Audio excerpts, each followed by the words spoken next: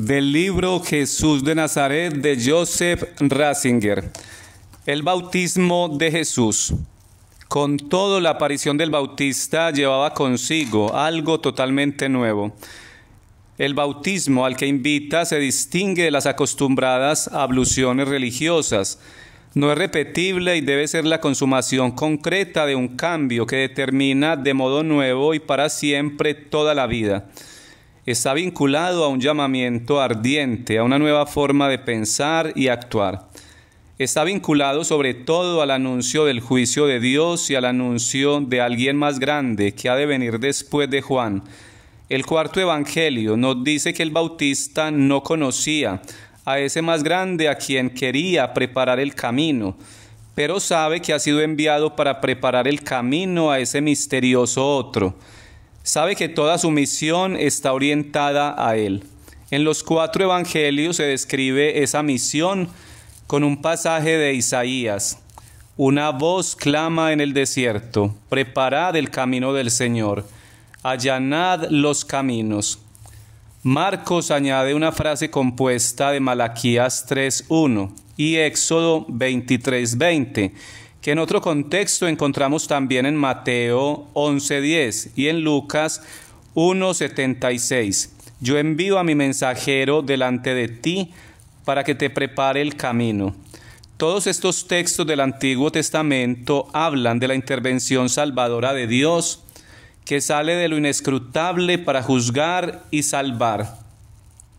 A Él hay que abrirle la puerta, prepararle el camino. Con la predicación del Bautista se hicieron realidad todas estas antiguas palabras de esperanza. Se anunciaba algo realmente grande.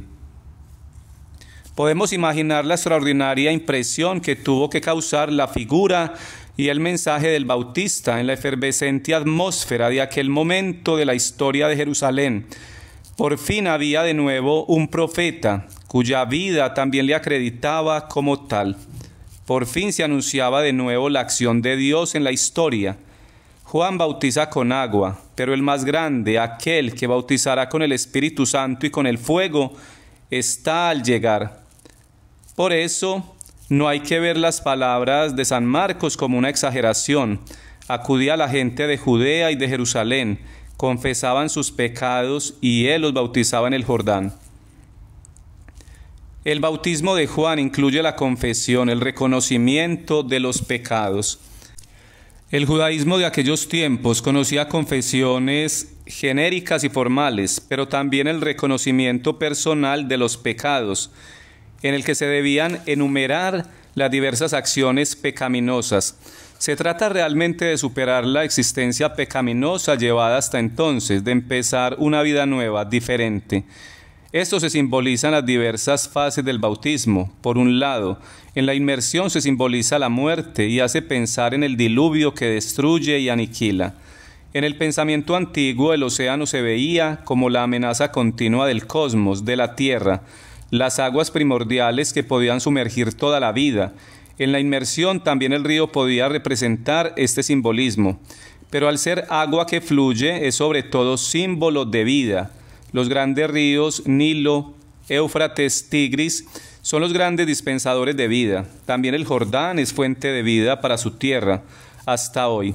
Se trata de una purificación, de una liberación de la suciedad del pasado que pesa sobre la vida y la adultera, y de un nuevo comienzo, es decir, de muerte y resurrección, de reiniciar la vida desde el principio y de un modo nuevo.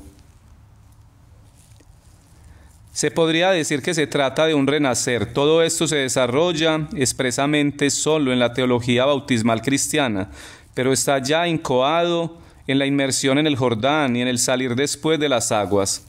Toda Judea y Jerusalén acudía para bautizarse, como acabamos de escuchar, pero ahora hay algo nuevo. Por entonces llegó Jesús desde Nazaret de Galilea a que Juan lo bautizara en el Jordán.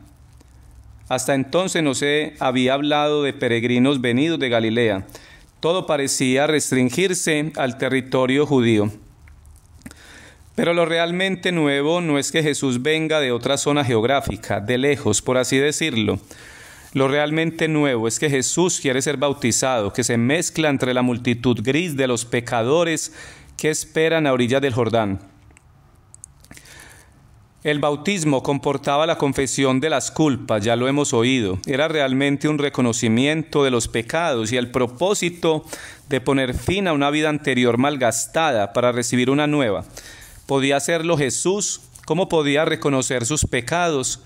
¿Cómo podía desprenderse de su vida anterior para entrar en otra vida nueva? Los cristianos tuvieron que plantearse estas cuestiones. La discusión entre el Bautista y Jesús, de la que nos habla Mateo, expresa también la pregunta que él hace a Jesús: ¿soy yo el que necesito que me bautices y tú acudes a mí? Mateo nos cuenta además, Jesús le contestó: déjalo ahora, está bien que cumplamos así toda justicia. Entonces Juan lo permitió. No es fácil llegar a descifrar el sentido de esta enigmática respuesta. En cualquier caso, la palabra arti, por ahora, encierra una cierta reserva. En una determinada situación provisional vale una determinada forma de actuación. Para interpretar la respuesta de Jesús resulta decisivo el sentido que se dé a la palabra justicia. Debe cumplirse toda justicia. En el mundo en que vive Jesús, justicia es la respuesta del hombre a la Torá, la aceptación plena de la voluntad de Dios, la aceptación del yugo del reino de Dios. Según la formulación judía, el bautismo de Juan no está previsto en la Torá, pero Jesús, con su respuesta, lo reconoce como expresión de un sí incondicional a la voluntad de Dios, como obediente aceptación de su yugo.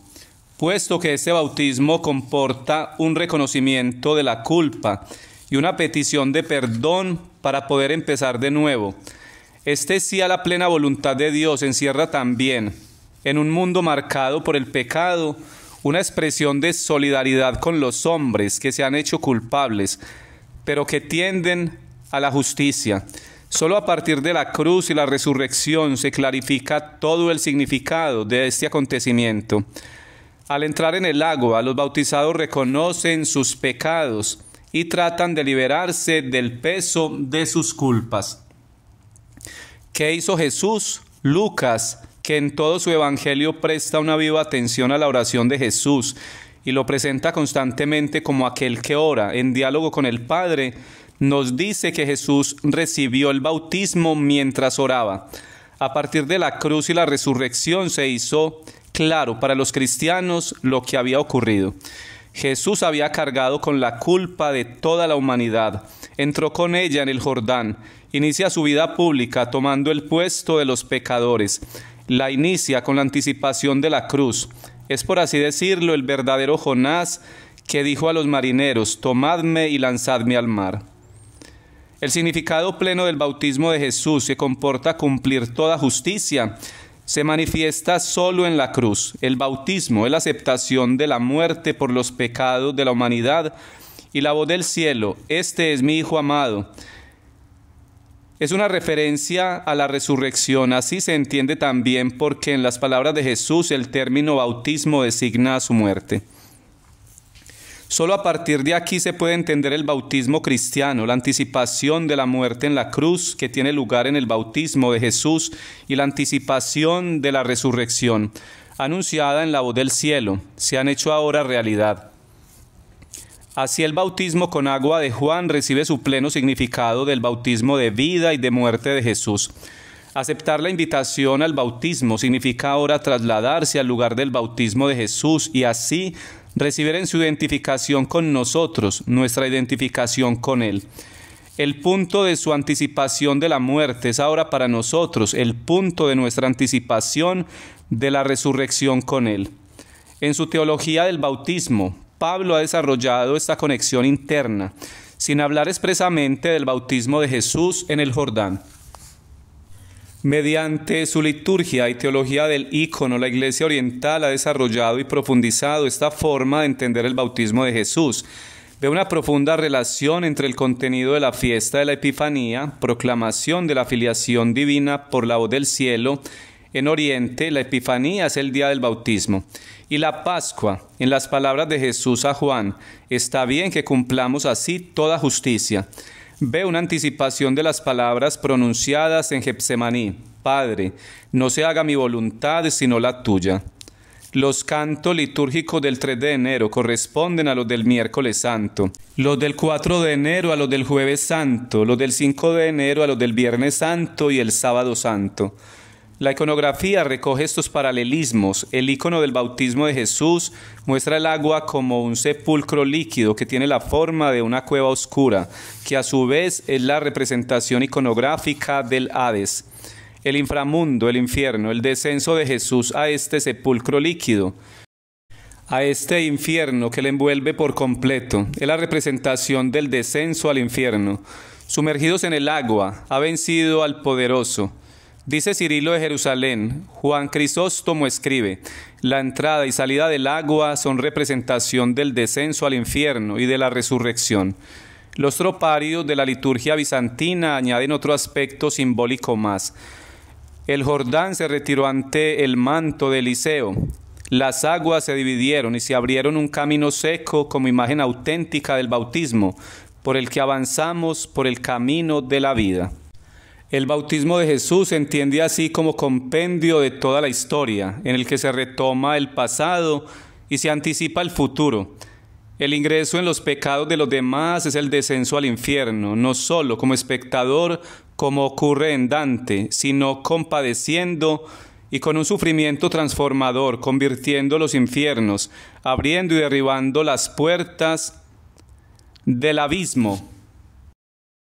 Es el descenso a la casa del mal, la lucha con el poderoso que tiene prisionero al hombre. Y como es cierto que todos somos prisioneros de los poderes sin nombre que nos manipulan, este poderoso invencible, con las meras fuerzas de la historia universal, es vencido y subyugado por el más poderoso, que siendo de la misma naturaleza de Dios, puede asumir toda la culpa del mundo, sufriéndola hasta el fondo, sin dejar nada al descender en la identidad de quienes han caído. Esta lucha es la vuelta del ser que produce una nueva calidad del ser, prepara un nuevo cielo y una nueva tierra.